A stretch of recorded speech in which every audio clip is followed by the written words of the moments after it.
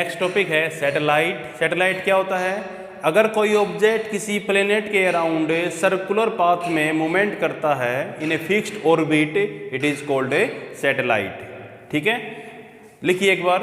The object which revolving around the planets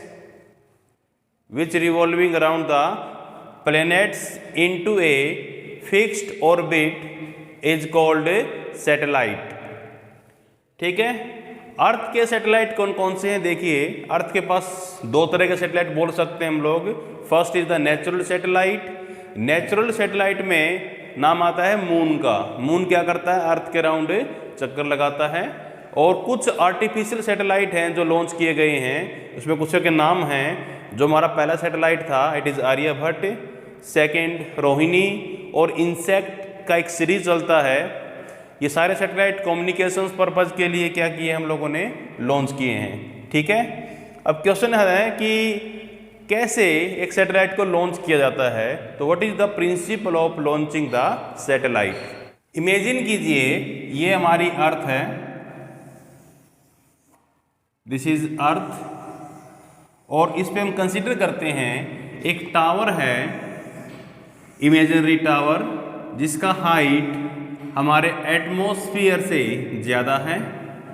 और इस tower से मैंने क्या किया? एक ऑब्जेक्ट को थ्रो किया विद सम वेलोसिटी।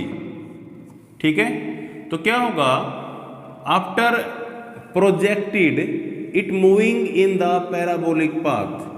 और कहाँ पे आके गिरेगा ये? अर्थ सरफेस पे, पॉइंट ए मान लेते हैं। फिर हमने क्या किया? इसका कुछ स्पीड इंक्रीज किया, जिसकी वजह से ये गिरने की पोजीशन इसकी यहाँ पे होगी, इट इज पॉइंट बी। और एक खास स्पीड पे जब उसको थ्रो किया जाएगा तो इस ऑब्जेक्ट को गिरने की जगह नहीं मिलेगी and it start to rotate around the earth into the fixed orbit. It became a satellite. तो सिंपल सा प्रिंसिपल है, क्योंकि अर्थ फ्लैट नहीं है, अर्थ राउंड शेप का है। आपको किसी ऑब्जेक्ट को थ्रो करना है विद सम स्पीड। उस स्पीड ऐसी करनी है कि वो अर्थ के सरफेस पे गिरे नहीं, and it moving around the earth and it became a satellite. तो लिखिए एक बार।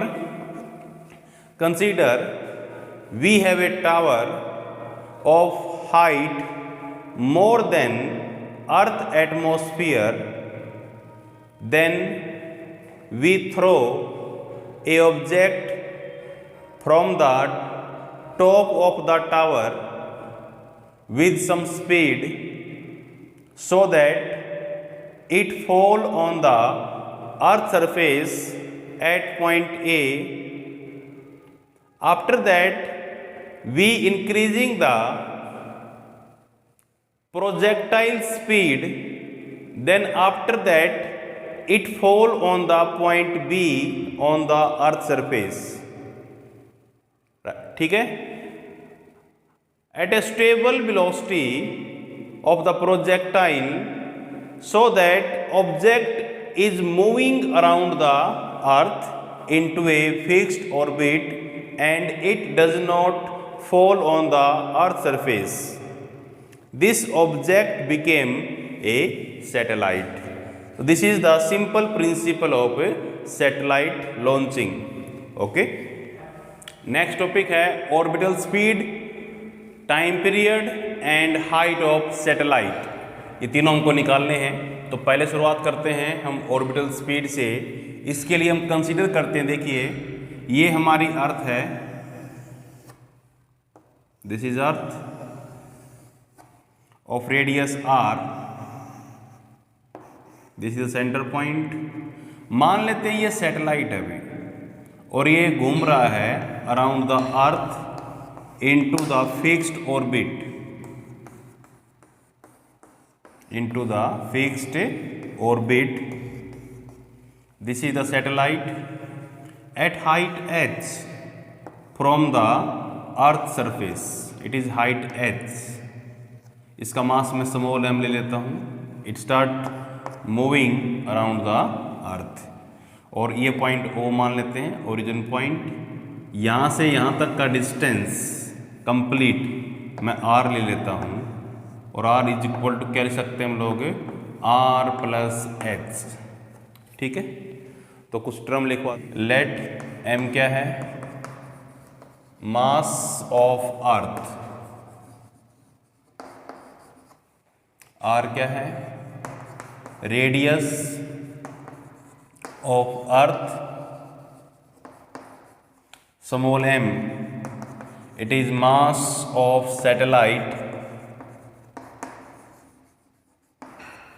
and what is h, height of satellite, height of a satellite। ठीक है, अब देखिए हमें निकालना है पहला point, what is the orbital speed of satellite.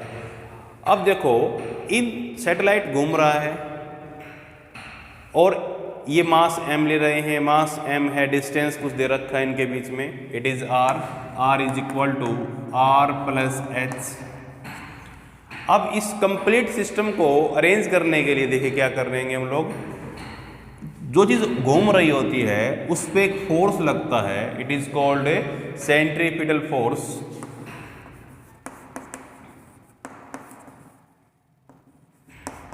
Centripetal force कितना होगा सैटेलाइट पे, F is equal to M V square by are.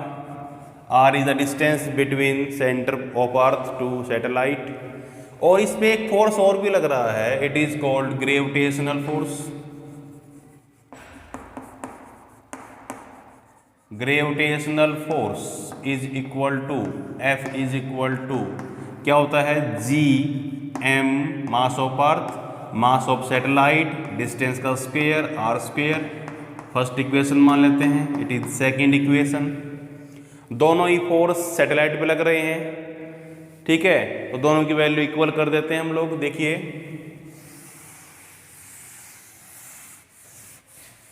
यहां पे लिखते हैं फ्रॉम फर्स्ट एंड सेकेंड, तो it is equal to M V square by R is equal to G M by R square. What is the value of V square, it is equal to G M by R, और V is equal to under root G M by R. This is the orbital speed. So this is equation first. It is equation third. ठीक है, this is the orbital speed. इसमें थोड़ा सा modifications करते हैं हम लोग। Is equal to under root G M by R, equation 3 दे लेते हैं। अब देखिए इसके अंदर इस फैक्टर को in term of small G कैसे लिखते हैं, आपको पता है कि small G is equal to G M by R square. तो what is the value of G M, G M is equal to G R square. तो what is the value of we, we is equal to under root G M की जगह पे लिख सकते हैं G R square by R. ठीक है, this is the orbital speed equation. Next बना सकते हैं इसको। अब आपको पता है कि R is equal to R plus H होता है, अभी R प्लस एच। तो पुटिंग द वैल्यूज, और V इज इक्वल टू क्या होगा, under root G R square by R plus H, R plus H. This is the again next formula orbital speed. अब देखिए जो हाइट है satellite का, it is less than radius of the earth, less than radius of the अर्थ।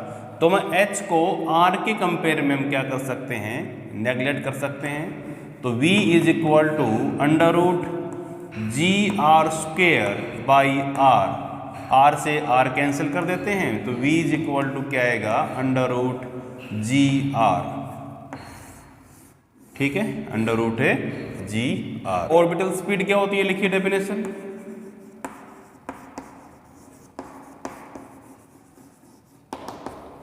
लिखो it is the minimum speed for launching the satellite so that it moving around the earth into a circular path, ठीक है। Second point है time period of satellite. तो time period क्या होता है? पूरा चक्कर लगाने में अर्थ के अराउंड इस सैटेलाइट को कितना टाइम लगा, it is called a time period. लिख लीजिए, time taken by the satellite to complete one rotation around the earth, one rotation around the earth, complete round लगाने में इसको कितना टाइम लगा, it is the time period. देखिए time period निकालने का सिंपल सा तरीका है, हम इसको स्पीड की टर्म में निकाल सकते हैं। स्पीड क्या होता है? Distance by time. तो टाइम कैसे लिखेंगे? टाइम लिखा जाएगा डिस्टेंस बाय स्पीड। तो time period T is equal to कैसे लिखेंगे? एक कंप्लीट चक्कर लगाने में इसको कितना डिस्टेंस ट्रेवल करना पड़ा, it is circumference of the circle, it is 2 pi R by V, V the speed. और स्पीड के हमारे पास बहुत से फार्मूले थे, उनमें से एक का यूज करेंगे, v इज इक्वल टू, मैं यूज कर सकता हूँ under root G M by R, G M by R. इस फार्मूले को हम यूज कर सकते हैं, ठीक है। v is equal to under root G M by R, putting the value of v, तो time period is equal to कितना रहेगा, 2 pi R into under root R by G M, मैं लिख सकता हूँ इसको are by G M.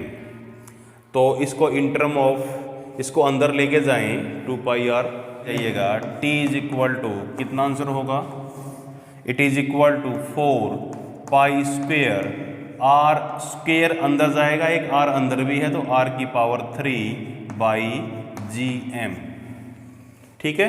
This is the time period of the satellite. इसको in term of small G कैसे लिखेंगे? हमको पता है g is equal to G M by R square होता है, तो जी एम का वैल्यू कितना होगा, तो जी एम का वैल्यू कितना होगा, G M is equal to G R square. Putting the values, putting the value, time period is equal to under root 4 pi square R 3 divide by G M की जगह पे G R square, G R square. This is the time period in term of acceleration due to gravity.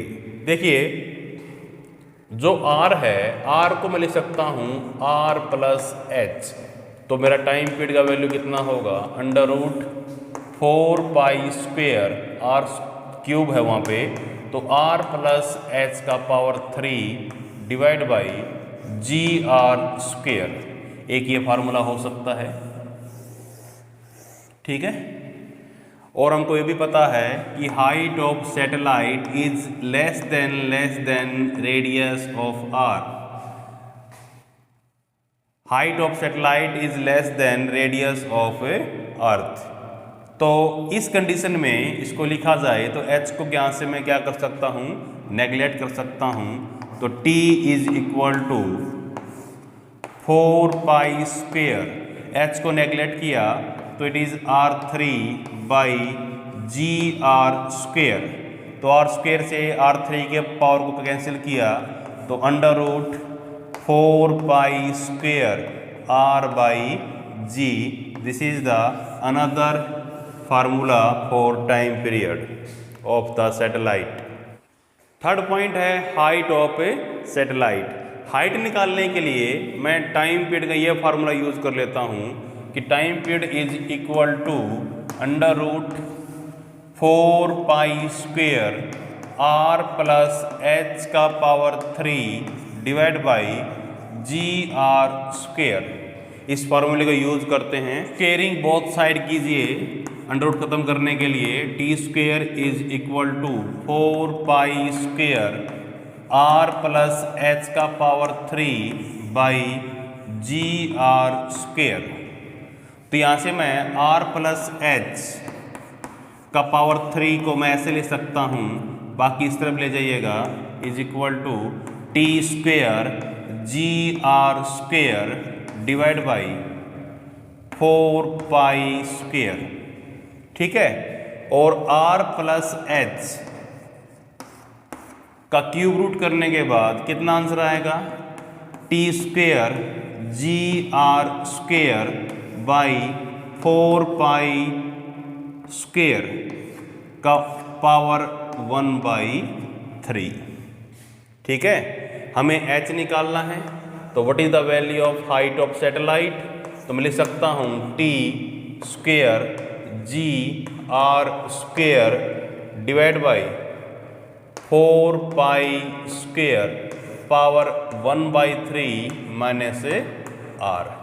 This is the formula for height of satellite. Okay, next topic करते हैं, energy of satellite in orbit. Energy of satellite कैसे निकालिएगा? देखिए, दो तरह की energy हो सकती हैं। एक तो होती है ग्रेविटेशनल पोटेंशियल एनर्जी और एक होगी काइनेटिक एनर्जी ऑफ सैटेलाइट। तो दो तरह की एनर्जी हैं। टोटल एनर्जी कैसे निकाल सकते हैं? Total energy is equal to kinetic energy plus potential energy. तो पहले निकालते हैं kinetic energy, it is half M V square. ठीक है, और हम v को यूज करेंगे, वेलोसिटी हम निकाल चुके हैं, v इज इक्वल टू, अगर आपको याद हो, it is under root G M by R, under root G M by R. तो putting the value, kinetic energy is equal to half M, यह हो गया अंडर रूट जी एम का square, under root G M by R का whole square. तो मेरा value हुआ यहाँ पे kinetic energy is equal to, ये हुआ half G M by R. This is the value of kinetic energy of a satellite. ठीक है, अब हम निकालते हैं ग्रेविटेशनल पोटेंशियल एनर्जी। उसका फॉर्मूला होता है minus G mass of the earth mass of satellite by distance. This is the value of gravitational potential energy. तो टोटल एनर्जी हमारा कितना होगा? Total energy is equal to, ये होता है kinetic energy plus potential energy of the satellite. तो E is equal to क्या होगा? What is the value of kinetic energy? It is half G M by R. Minus आएगा, potential में minus include किया गया है क्योंकि ये दिखाता है किसी ऑब्जेक्ट की बाउंडेड स्टेट को, माइनस साइन यहाँ पे। तो जी एम बाई आर। तो after solution we get minus half G M by R. This is the energy of satellite. Next topic है टाइप्स ऑफ ए सैटेलाइट। तो हमारे पास सिर्फ दो तरह के सैटेलाइट प्रेजेंट होते हैं। First is the geostationary satellite and second is the polar satellite. तो इनके बारे में थोड़ा सा डिस्कस करेंगे कि क्या क्या होते हैं। तो पहला डिस्कस करते हैं हम लोग geostationary satellite.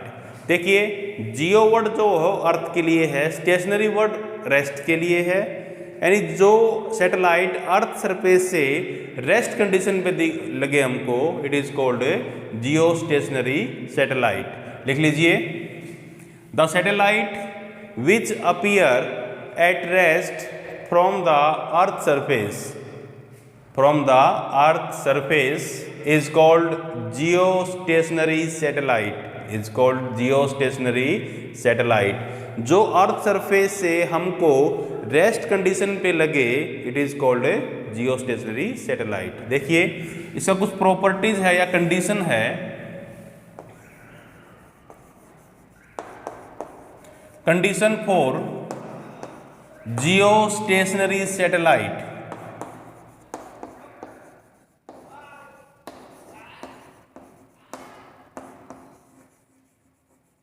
Condition for Jio stationery satellite. पहला कंडीशन तो ये है क्योंकि ये अर्थ से रेस्ट कंडीशन पे दिखता है, यानी जितना टाइम पीरियड अर्थ का हमारा उतना ही किसका होना चाहिए, इस सैटेलाइट का होना चाहिए। तो लिख लीजिए पहला, time period of the satellite,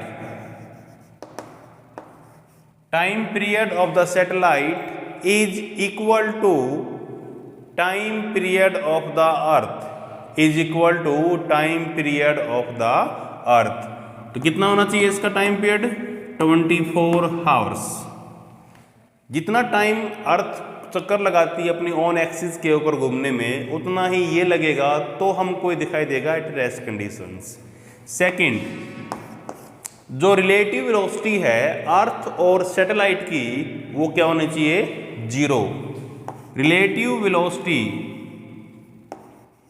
relative velocity between earth and satellite is equal to 0, is equal to 0। जो सैटेलाइट का रिलेटिव वेलोसिटी है with respect to earth, it is equal to 0। तभी हमको रेस्ट पे दिखाई देगा ये। थर्ड पॉइंट है, इसका इक्वेटर से हाइट कितना होना चाहिए, लिख लीजिए, height of satellite from the equator, height of satellite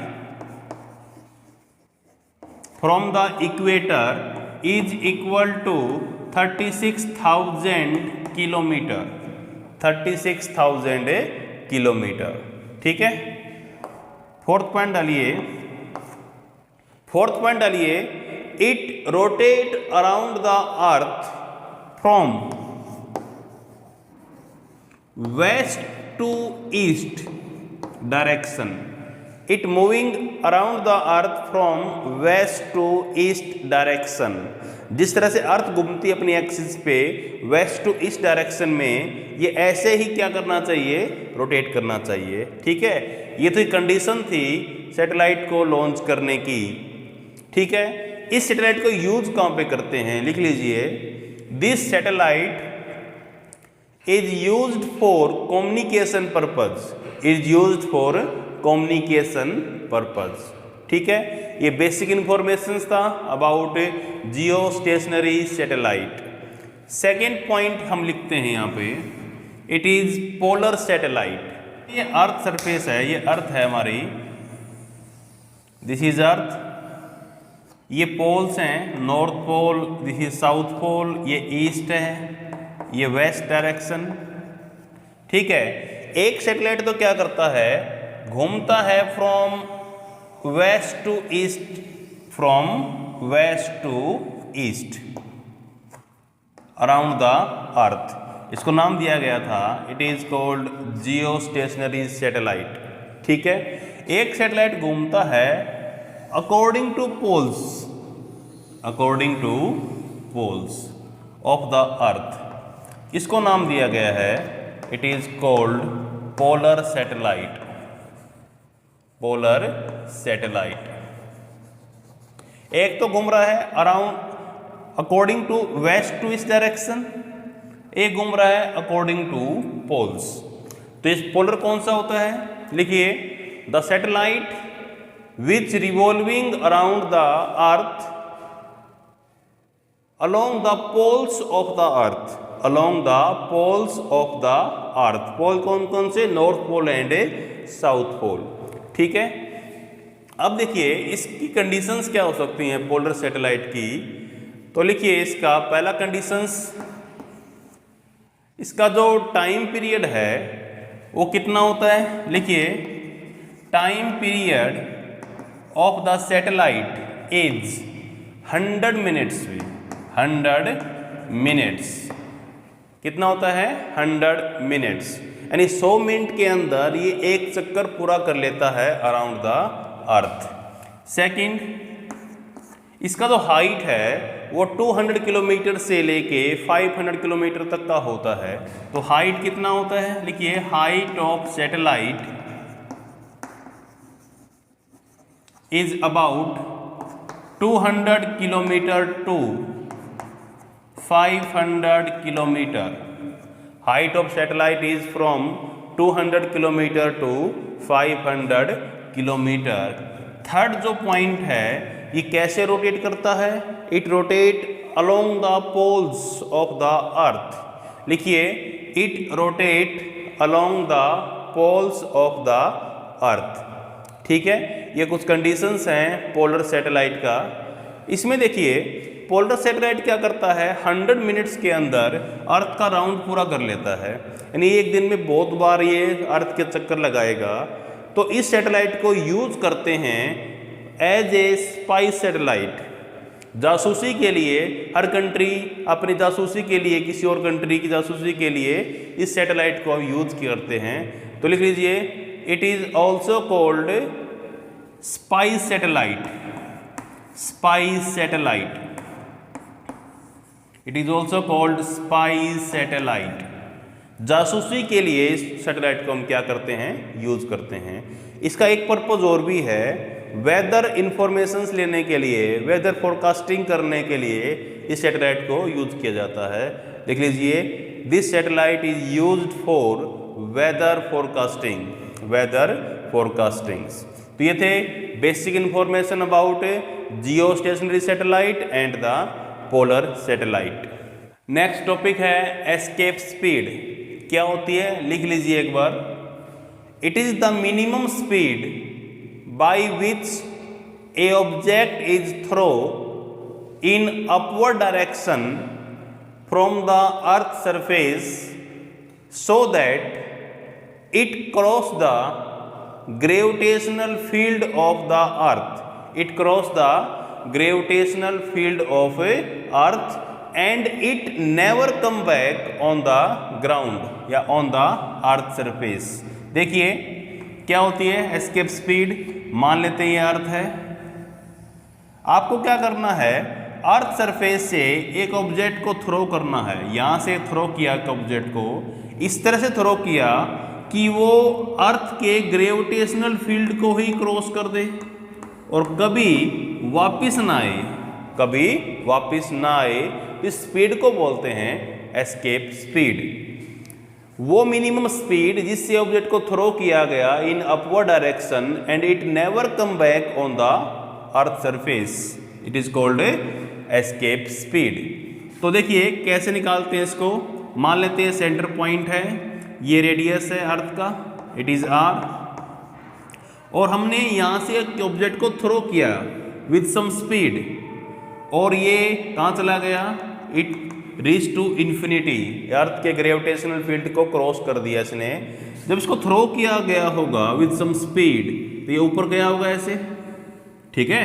तो रास्ते में मान लेते कोई पॉइंट आया होगा, इट इज ए पॉइंट, तो यहां से यहां तक का डिस्टेंस मैं कंसीडर कर लेता हूं, it is X. After some time एक पॉइंट बी आया होगा, इट इज बी पॉइंट, और ये जो डिस्प्लेसमेंट हुआ इट इज डी एक्स, ठीक है, इट इज डी एक्स। तो हम क्या करते हैं, पूरे अरेंजमेंट के लिए स्मॉल स्मॉल वर्क डन निकाल लेते हैं और उनको हम ऐड कर लेंगे, ठीक है। लिख लेते हैं, लेट एम क्या है, mass of the earth,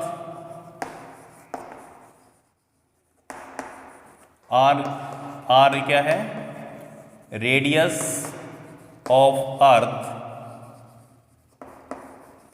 and small m is the mass of the object जिसको हमने क्या किया है, थ्रो किया होगा, ठीक है।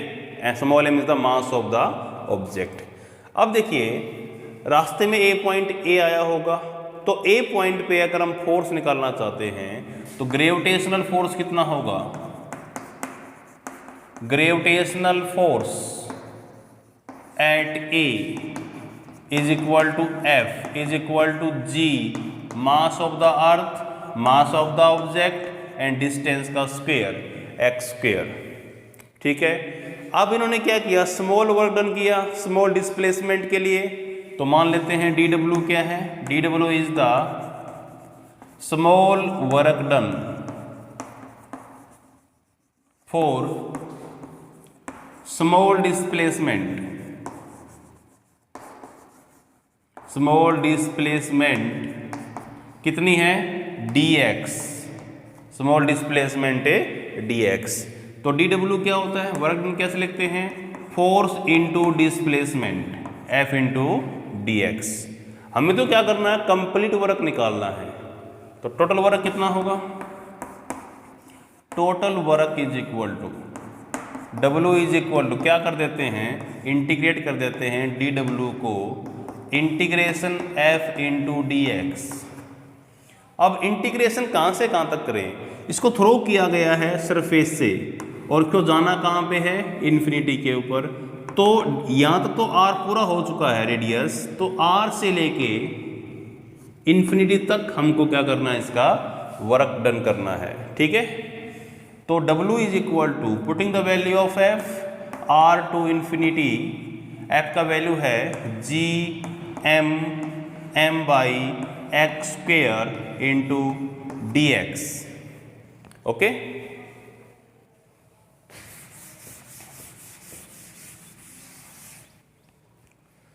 सोल्व करते हैं इसको। देखिए इंटीग्रेशन को सोल्व करेंगे, W is equal to constant value को बाहर निकाल लेते हैं, G m r to infinity 1 by X square लिखा हुआ है, इसको ऊपर ले जा सकते हैं, x का पावर -2 में लिख सकता हूँ इसको, into dx।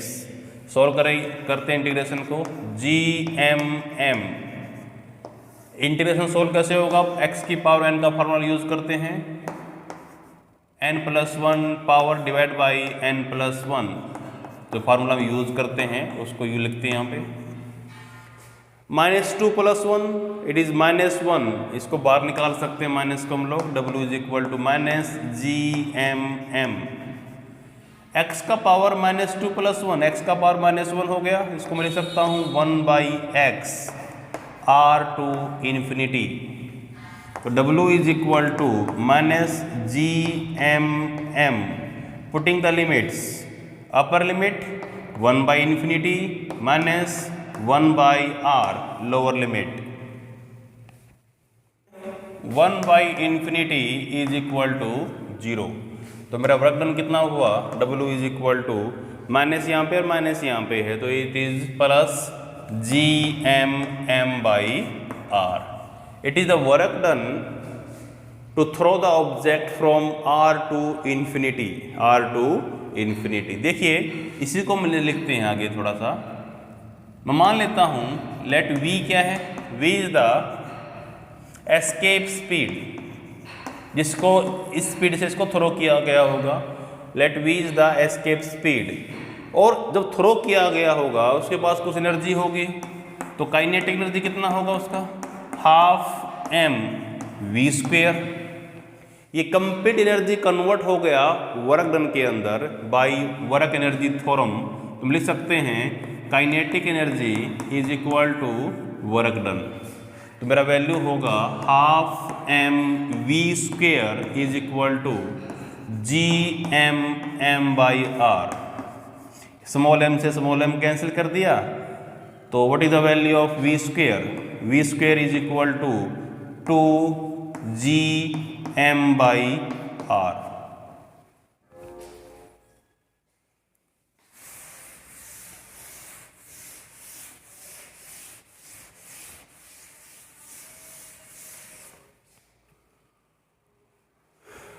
v is equal to क्या होगा, देखिए √2GM/r। This is the formula for escape speed. इसको कन्वर्ट कर लेते हैं in term of acceleration due to gravity. g is equal to हमने पढ़ा हुआ है GM/r² होता है, तो what is the value of GM, it is GR²। Putting the value v is equal to √2 GR² by R। तो V is equal to √2GR। This is the formula for escape speed.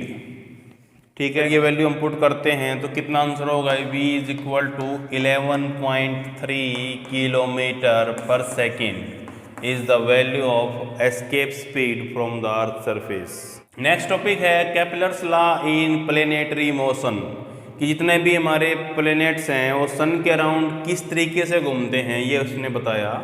इसका first law है law of orbits. Write कीजिए एक बार, लिखिए all planets moving around the sun into elliptical path. कैसे घूमते हैं वो, इलेप्टिकल पाथ में घूमते हैं, न कि सर्कुलर पाथ में। इसने बताया कि जो हमारे प्लैनेट्स हैं वो सन के अराउंड घूमते हैं into the elliptical path. Elliptical shape में जो सेंटर होते हैं उसको दो सेंटर कंसिडर किए जाते हैं, एक यहाँ पे एक यहाँ पे, इनको बोलते हैं फोकाइज। तो सन जो होगा वो किसी एक सेंटर पे कंसिडर करते हैं, ये सन है, और मान लेते हैं कि अर्थ इसके अराउंड घूम रहा है, इट इज अर्थ। जो पाथ होगा ये कौन सा होगा, इट इज इलेप्टिकल पाथ। ठीक है, तो फर्स्ट लॉ ये देता है आपको कि all planets moving around the sun into elliptical path. और सन कहाँ पे होगा, sun is at the one foci of the ellipse. ठीक है, ये था फर्स्ट लॉ। सेकंड लॉ क्या बोलता है, देखिए मान लेते हैं कि सन के अराउंड अर्थ घूम रहा है, ठीक है, और ये आफ्टर सम टाइम ये यहाँ पे पहुंच गया होगा, मान लेते हैं। तो एक लाइन ड्रा करें यहाँ से यहाँ तक और यहाँ से यहाँ तक। ये जो एरिया कवर किया गया है, मान लेते हैं यहाँ से यहाँ तक चलने का जो टाइम था, कुछ भी मान लेते हैं, इसको T1 मान लेते हैं। टाइम कितना है, T1। टाइम यहाँ से यहाँ तक का टाइम कितना है, T1। अगर ये सेम टाइम में कंसिडर करें, सेम टाइम में यहाँ पे अर्थ मान लेते हैं, अर्थ है, सेम टाइम T1 के अंदर अर्थ यहाँ पे चले गई, यहाँ से अर्थ कहाँ चली गई, यहाँ पे जो लाइन ड्रा किया हम लोगों ने ऐसे, ये जो एरिया क्रॉस होगा, ये एरिया क्या होगा, सेम होगा। मतलब देखिए दोबारा से कि सेम टाइम इंटरवल के अंदर एरिया कवर बाई अर्थ, ठीक है, इज सेम एट एवरीवेयर। लिख लीजिए, सेकेंड लॉ लिखिए, लॉ ऑफ एरिया बोलते हैं इसको। लिखो, in the same time interval area swept by the earth is same at everywhere, या area cover by the earth is same at everywhere. अगर ये टाइम बराबर है, मान लेते हैं 10 डेज में इतना यहाँ से यहाँ तक चला, और जो ये एरिया कवर हुआ वही 10 डेज में जो एरिया कवर होगा वो क्या होगा, बराबर होगा। ठीक है, ये था आपका सेकंड लॉ। थर्ड लॉ देखिए क्या है, लॉ ऑफ पीरियड बोलते हैं इसको। हमारे पास इलेप्टिकल पाथ होता है, उसके आप दो एक्सिस मानते हैं हम लोग। एक एक्सिस ये वाली होती है, इसको बोलते हैं मेजर एक्सिस, और एक एक्सिस ये होती है, it is called minor axis. ये होती है माइनर एक्सिस यहाँ से यहाँ तक का, और ये होती है मेजर एक्सिस। इसको मैं R ले लेता हूँ। ये R1 और R2 में डिफरेंस है, R1 is greater than R2। ठीक है, तो थर्ड लॉ क्या बोलता है, लिख लीजिए, the square of time period is directly proportional to cube of semi major axis. अब इसमें मेजर एक्सिस कौन सी है, ये कंप्लीट क्या है, मेजर एक्सिस। इसका हाफ सेमी मेजर एक्सिस को मैं आर ले लेता हूँ।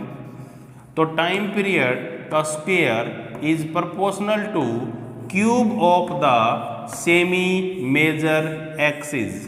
तो this is the relation between time period and radius.